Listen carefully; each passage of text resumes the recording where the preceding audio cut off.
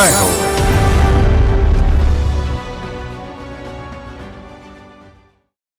మూర్తి పేదల పెన్నిది అందరికీ ఇడ్లీ అమ్మగా తెలిసిన కమలత్తాల్ కోయంబత్తూరు దగ్గర వడివేళైపాలెంలో ఆమె వంటకాల గుమగుమలు తాకని ఇల్లే లేదు. ఆ ఇడ్లీల రుచి చూడని మనిషి లేరంటే అతిశయోక్తి కాదు.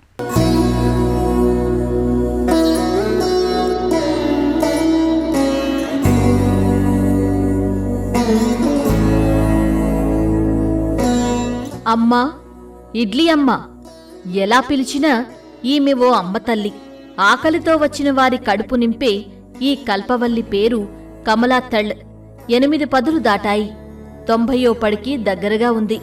కోయంబత్తూరు దగ్గర వడివేళ్లపాళ్యంలో ఇడ్లీ అమ్మ ఇల్లెటు అంటే ఎవరైనా దారి చూపుతారు. తనకి ఇదే భుక్తి. ఈ కరుణామయీ మానవతా పరిమళాలు లక్షలాది హృదయాలను తాకాయి. పారిశ్రామికవేత్తలను కదిలించింది. కరుణ, సేవ, విలువలతో కూడిన వ్యాపారం ఆమెను తమిళనాట ఓ ప్రియమైన వ్యక్తిగా మార్చాయి.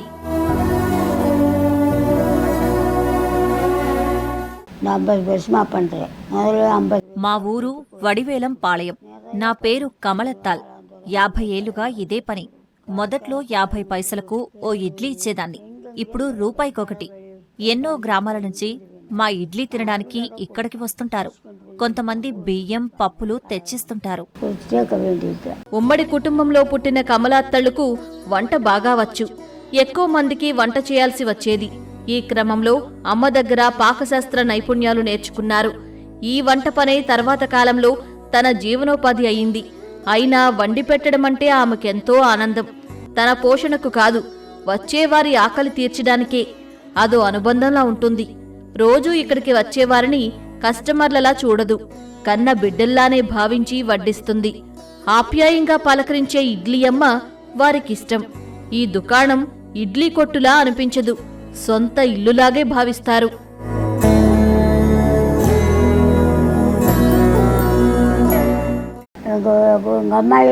మా అమ్మ ఒక దుకాణం నడిపేవారు. ఆ స్ఫూర్తితోనే నేనీ ఇడ్లీ విక్రయం ఆరంభించాను. పెళ్లైన 25 ఏళ్ల తర్వాత ఈ వ్యాపారం చేస్తున్నాను. జనాలు ఇడ్లీలే ఎందుకు అమ్ముతున్నావని అడుగుతుంటారు. మీరు సేద్యం చేసినట్లే నేను ఇడ్లీ వ్యాపారం చేస్తున్నానని చెబుతున్నాను. ఇంటికి ఇరుసులా పనిచేస్తుంది. ఒక్కతే 600 ఇడ్లీలు చేస్తుంది. మళ్లీ సాంబారు, చట్నీ అన్నీ స్వయంగా తయారు చేస్తున్నారు.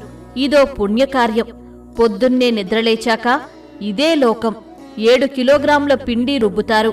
వడివేలం పాళయంలో కార్మికులకు స్వల్ప ధరకు అందుతున్న ఈ అల్పాహారం అమ్మ వరం.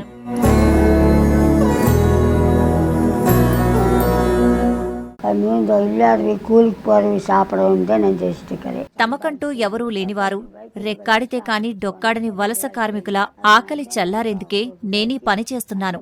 లాభమా నష్టమా అని చూడటం లేదు. ఇక్కడ రోజు కూలీలు ఎక్కువ. శుక్రవారాలు మార్కెట్కు వెళ్లేవారు, ఆదివారాలు తోటకు వెళ్లేవారు ఇక్కడకు వచ్చి తినవచ్చు. కట్టెల పొయ్యి మీద ఇడ్లీ వండుతూ జేజమ్మ పడుతున్న కష్టం ఓ వీడియో ద్వారా చకచకా అందరికీ చేరింది. ఈ దృశ్య కథనం మానవీయంగా స్పందించే ఆనంద మహీంద్రాను కదిలించింది. కమలాత్తళ్లకు ఓ ఇల్లు కట్టించి ఇచ్చారు. ఒక గ్యాస్ పొయ్యిని బహుకరించారు.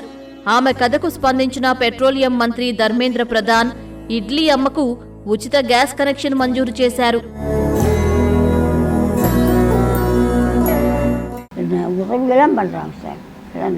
వారు నాకెంతో సాయం చేశారు. ఇల్లు ఇచ్చారు, స్థలం సమకూర్చారు, బియ్యం, పప్పు దినుసులు, ఎండు పండ్లు ఇచ్చారు. నేను పొద్దున 5:30కే నిద్రలేస్తాను. పచ్చడి, సాంబార్, ఇడ్లీ తయారీ 7 పూర్తి చేస్తాను. 7 నుంచి 11 గంటల వరకు ఇడ్లీ విక్రయిస్తాను.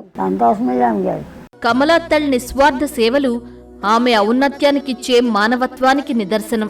ఇక్కడ చుట్టుపక్కల వలస కార్మికులు, నిరుపేదలు నివసిస్తున్నారు. వారిని దృష్టిలో ఉంచుకుని కమలాత్తళ్ ఈ ఇడ్లీ దుకాణం నిర్వహిస్తున్నారు. కోవిడ్ వేళ లాక్డౌన్తో ప్రపంచమే స్తంభించింది. కానీ ఇడ్లీ అమ్మ దుకాణం తెరిచే ఉంది. ఇదే సమయంలో ఆమె ఆర్థిక పరిస్థితి దయనీయంగా మారింది.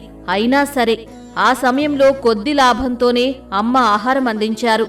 ఈ ఇడ్లీలే అప్పుడు స్థానికుల ప్రాణాలు నిలిపాయంటే అతిశయోక్తి కాదు. ఆమె మానవీయత, సేవాతత్వం ఎందరికో ప్రేరణగా నిలిచింది.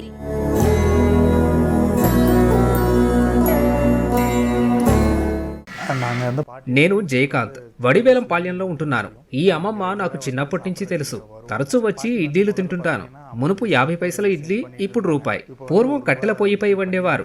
ఆనంద్ మహేంద్ర ఈ అమ్మకు ఓ ఇల్లు కట్టించారు. గ్యాస్ పొయ్యి కొనిచ్చారు. కేంద్రం ఉచిత గ్యాస్ కనెక్షన్ ఇచ్చింది. ఏ మాట కామాటే చెప్పాలి, బయట 2 ఇడ్లీలు తింటే 30 రూపాయలకు పైమాటే. కానీ ఇక్కడ 10 రూపాయలకు 10 ఇడ్లీలు. కడుపు నిండుతుంది. అందరూ వచ్చి తిని తృప్తిగా వెనుదిరిగి వెళ్తారు. வந்து திருப்தியாக சாப்பிட்டுட்டு போகிறாங்க அம்மா கிட்டங்க. లాక్డౌన్ సమయంలో కమలాత్తళ్ళ కష్టాలు వెలుగు చూశాయి. ప్రపంచమే తనకు తాను తాళం వేసుకుంది. కానీ అలాంటి కష్టకాలంలో వలస కార్మికులు, కష్టజీవుల కోసం ఆమె తన ఇడ్లీ దుకాణం తెరిచే ఉంచారు. ఆమె సంకల్పం చూసి స్థానికులు ముడిసరుకులను విరాళంగా అందించారు. ఆమెది వాత్సల్యం, ఉప్పొంగే మాతృహృదయం. సేవామయి కమలాత్తళ్ ఓ మానవతా పరిమళం. ఆ పరిమళం గ్రామం దాటి దేశ విదేశాలకు చేరింది. ఆమె పేరు ప్రపంచమంతా మార్మోగుతోంది. చేసే పని స్వల్పం కావచ్చు, కాని ప్రభావం అనల్పం. పొగలు గక్కుతున్న ఇడ్లీలో చూడాల్సింది ధరను కానే కాదు, చూడాల్సింది ఆమె కష్టాన్ని, పేదలపై ఇష్టాన్ని. అంతే. ఈ సేవా తత్వమే కమలాత్తల్ని ఓ సంకల్ప శక్తిగా నిలిపింది.